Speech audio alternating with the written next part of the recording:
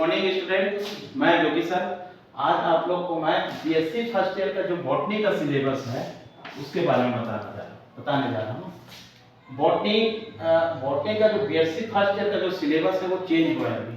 छत्तीसगढ़ के जितने भी यूनिवर्सिटी है वहाँ पर जितने भी संबंधित कॉलेज है वहाँ पर सिलेबस वो चेंज हो गया है। और वो शायद इसलिए हुआ है क्योंकि फ्यूचर में शायद सेमेस्टर का एग्जाम होगा, इसलिए थोड़ा सा सिलेबस जो है उसको शॉर्ट कर दिया, छोटा कर दिया। तो मैं आपको बताऊंगा सिलेबस कैसे है बीएससी फर्स्ट ईयर का जो बॉटनी का सिलेबस है वो। तो हम आ जाते हैं यहाँ पर, कैसा होता है यहाँ पर सिलेबस जो है।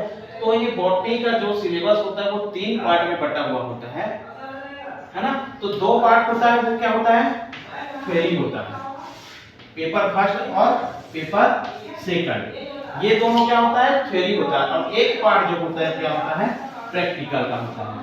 तो हम सबसे पहले पेपर फर्स्ट में आते हैं। तो पेपर फर्स्ट में कितना यूनिट होता है, 5 यूनिट होता है। ये जो पेपर फर्स्ट है वो 5 यूनिट में बटा हुआ होता है। और प्रत्येक यूनिट जो होता है, एक यूनिट कितने नंबर का होता है, 10 नंबर। एक जो यूनिट होता है वो 10 नंबर का होता है।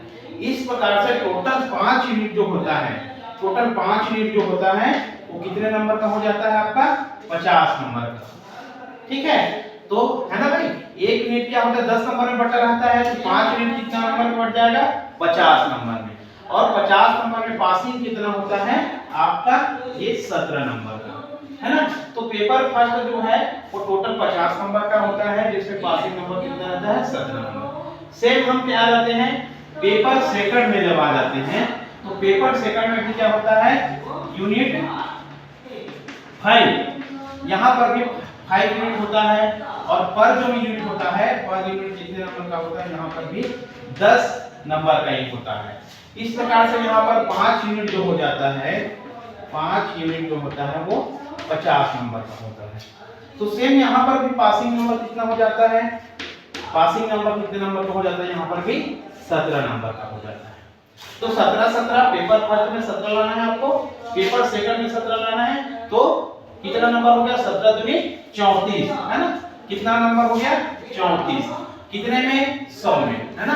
तो 100 में आपका कितना हो गया, 34 नंबर। तो आप इस प्रकार से 100 में 34 नंबर लाते हैं तो दोनों पेपर में आप पास हो सकते हैं। और एक इसमें एक और ऑप्शन होता है, जैसे दोनों मिला के 17 ला रहे तो 34 हो रहा है। अगर आप इस पेपर में, फर्स्ट पेपर में किसी कारणवश 10 नंबर लाते हैं, यहाँ पर 25 नंबर लाते हैं, तो भी आप पास हो सकते हैं। मतलब पेपर फर्स्ट में ला लिए आप 10 नंबर, पेपर सेकंड में ला लिए आप 30 नंबर, तो कितना होता है आपका 40 नंबर, है ना। तो आप जरूरी नहीं है कि दोनों में बराबर नंबर पास होना है। किसी एक यूनिट में आप कम नंबर ला सकते हैं, दूसरे यूनिट में आप ज्यादा नंबर ला सकते हैं, तो भी आप पास हो सकते हैं। ये तो है थ्योरी का, जो पेपर फर्स्ट और पेपर सेकंड का है वो दोनों का, है ना। अब आते हैं प्रैक्टिकल। प्रैक्टिकल जो होता है आपका होता है टोटल 50 नंबर का होता है। ठीक है, तो उसमें भी बहुत सारे, है ना, लिखना पड़ता है, प्रैक्टिकल का फाइल बनाना पड़ता है, रिपोर्ट बनाना पड़ता है। वो टोटल 50 नंबर का होता है, जिसका फाइनल एग्जाम होता है। प्रैक्टिकल में वाइवा भी होता है।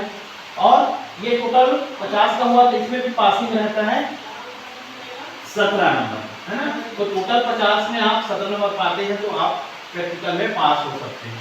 इसमें रिकॉर्ड फाइल बनाना होगा और वाइवा देना होगा। ये तो हो गया सिलेबस की बात, हो गया पेपर फर्स्ट, पेपर सेकंड और प्रैक्टिकल की। अब आता है